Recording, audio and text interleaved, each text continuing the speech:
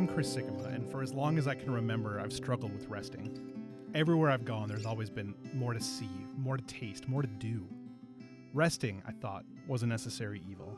Even as an adult, I like to be on the go, lacing up my boots and pouring another cup of coffee or three.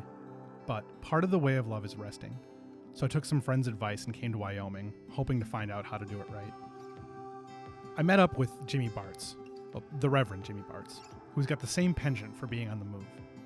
As a former campus minister and founder of THADS, a congregation in bustling Los Angeles, and now as rector of St. John's in scenic Jackson Hole, he is absolutely the kind who keeps busy. But he does one thing more that all of us can learn from. He intentionally rests. I figured there was something ironic about trudging up a mountain to learn about rest, but once we got to a clearing, things started to make sense. Jimmy, we are here in the most pristine woodland I've seen in some time. One of the things I would love to talk about is rest, and that's a big piece of the way of love. We have it listed at the end, but it really isn't the last thing you do. It kind of is interspersed with daily life all the time.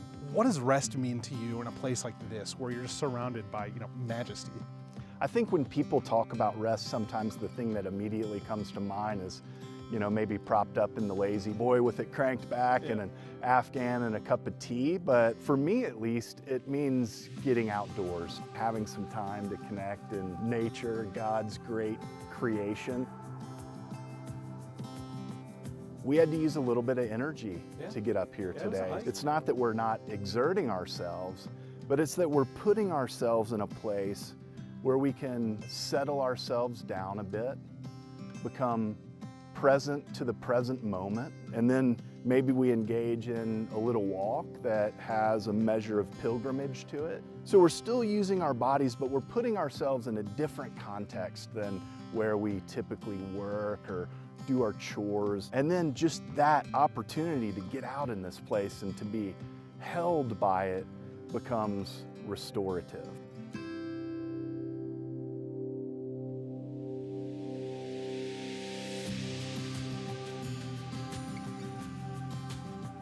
It is actually wild up here. I don't live in a place that looks exactly like this. Right. It's a bit flatter. It's as cold. But what does it look like for me to rest and to recreate and regenerate in nature, in God's creation? I think a big part of that is grounding yourself in the present, leaving behind those tasks that you have at work, leaving behind some device, which could mean turning it off, or it could be putting it in a basket beside the door and getting out and about. It's really to be able to drop down into that quieter place.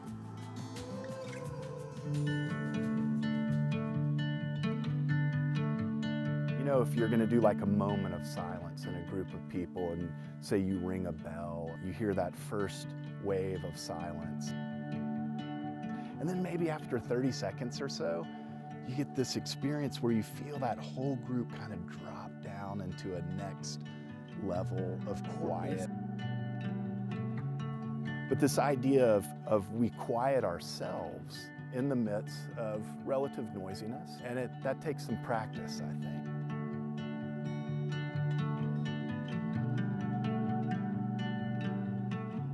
I used to teach Sunday school, and I had probably third and fourth graders. And we did an illustration one time where I set a timer and said, we're gonna be silent for the amount of time that's on this timer, but I didn't show them how long it was. Yeah, that's great. Set it for 3 minutes, and you would think it had been set for an hour. When it finally ended, I said, okay, how long do you think that was?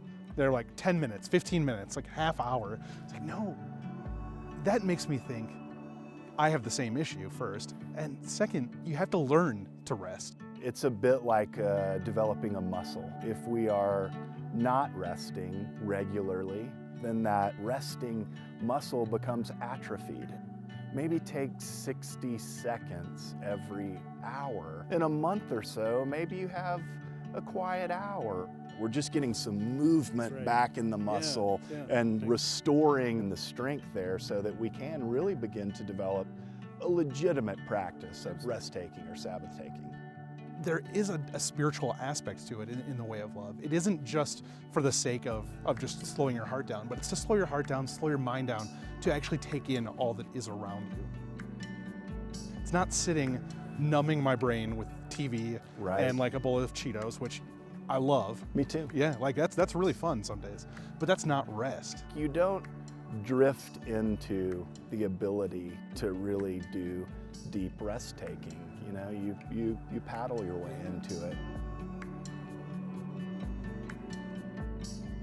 There's some laziness involved in us just having every second of every day consumed with tasks or information, and that ring, ring, ding, ding, ping, ping can become this overwhelming experience. I often am like looking to fill every block of time with something, whether or not it's particularly important. And I don't think that's quite where we need to be. Maybe one of the tricks for that, or a little hack for that, is beginning to schedule nothing. Let me schedule some rest. Yeah. Reground myself in the present, not thinking about what I have to do right after this. Well, it's 6 a.m. and I bet I could get an hour of work in before like anyone else even is at the office. And I think some part of our culture even kind of rewards you for that 5:43 email. You know, look at that. You know, Chris is up early. Yeah. You know, way to go. So we tried putting all of this into practice at a small farm outside of town, building what would become a really smoky and warm and beautiful campfire. Because part of resting well is being grounded in a place where you actually can rest. There's a prayer in the Book of Common Prayer, and it's the prayer for quiet confidence. It talks about in returning in stillness will be our salvation in the end. It's so funny to me that from millennia ago, this wisdom is still there, that you have to take this rest time. It can be, you know, just sitting and thinking, but it's still not that mindless consumption or doing something for an agenda or meeting with a friend just because you want to get something out of it and then you post on Facebook afterward. I had a great time today, for everyone to know that you had a great time. That isn't rest, is it? No, I don't think so. But I do think that there is something to taking these sacred texts and leaning toward those. I'm reminded, Jesus says, "Come to me, all ye who are weary and heavy laden, and I will give you rest." And it's instructive. You know, that's something that was true 100 years ago, 500 years ago, 2,000 years ago. If I had one thing I hope that folks can get out of this, it's that understanding that all of us are weary. It's not just you, you're not alone in your weariness, and that there is an antidote to it. And it's reflecting on all that God is doing in our lives.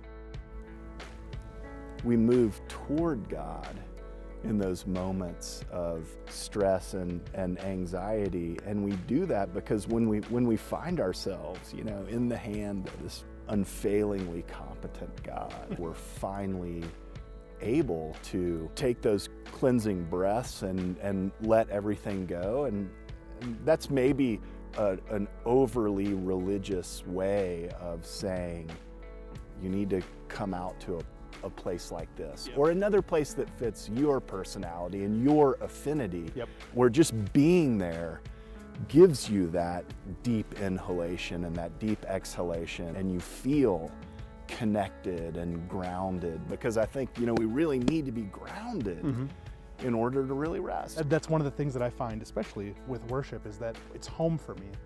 In a world where everything else I have is like, it's fleeting. You know, you get text messages, you get Facebook messages. So much of what we wrap our lives around is completely fleeting and gone. The hour or so every week where it's not just me and my phone, it's me and the people next to me. It's me and the entire communion of saints throughout time and space. My grandmother is an Episcopalian. And she grew up in Wisconsin on the shores of a lake. And I find it comforting sometimes to think, like, these are the same prayers that my grandmother was praying when she was a little girl. This person who's still at 93 years old going to an Episcopal church and participating in the liturgies that we have. And I know that I'm passing these liturgies down to my children. That grounding experience is helpful. One of the things we really want folks to know about the Way of Love is that going to church on Sunday morning is really, really important. And it is also important to take all that we learn there and bring it back out into our lives, finding ways to relate what we take from the table, from prayer with the folks next to us, and making that part of everyday quotidian life. You know, I have this wonderful view Sunday after Sunday as a person who is able to preside at the altar, or maybe I should use the word table in this context, and where we are ritualizing communion. We share this common meal. But if we fail to connect it with something like this, you know, where we're sitting around a campfire, then I think we fail to understand what that sacrament is pointing us toward, which is genuine human connection. Absolutely. In that connected moment, we find rest. We're able to help each other. We're able to relieve each other of our anxiety, our burdens. So it's not just the Eucharist that we need as Episcopalians, but it's also the metaphorical campfire. For me, it happens to be literal. But maybe you find that somewhere else. It's in a coffee shop, or it's around the kitchen table with dear friends that you love. That'll preach. When I left Jackson Hole, I left changed. Changed because I learned that rest is so much more than mindlessness. Changed because of Wyoming's splendor. And changed because I remembered that even though each of these practices can be really hard, we get better through practice. If God rested, so can I. And so can you.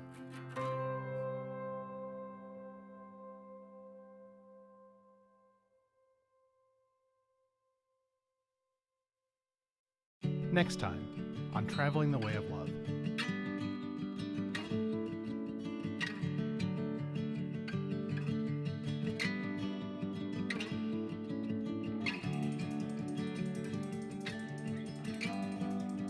It sounds to me like there is definitely more than just dinner here.